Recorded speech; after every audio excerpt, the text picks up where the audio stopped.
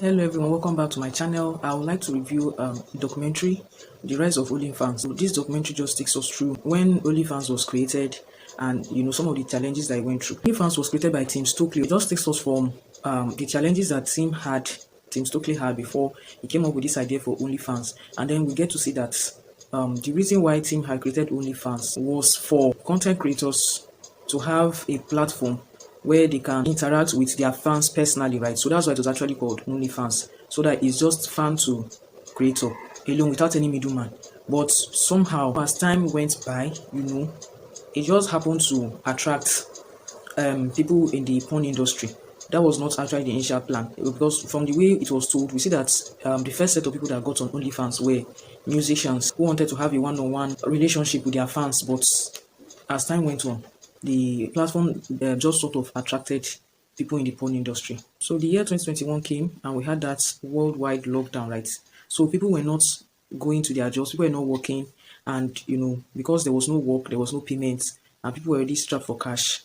And the only thing that most people thought of to do then was to get on OnlyFans to sell pornographic materials, right? So that was another way that OnlyFans got promoted, and it had a lot of people on its platform. Also, the people who are actually in the main porn industry who, get on set and act and all that, also most of them had to move to OnlyFans because of the COVID lockdown. The documentary, it showed some of the people in the industry, right?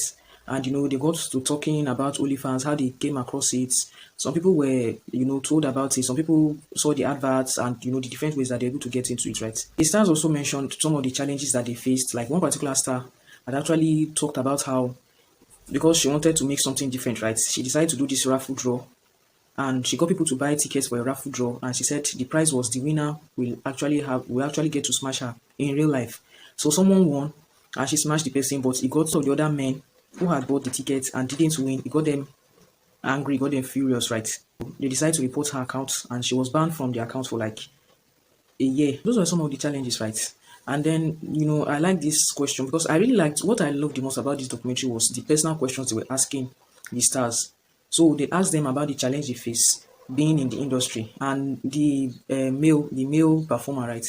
He spoke about the challenge of he found it difficult to maintain a relationship, whether with a fellow star or in someone that is not a star, right? He found it difficult to maintain a relationship because he'll get on set, he gets to do all this stuff, act and the rest, and by the time he gets home, he's exhausted.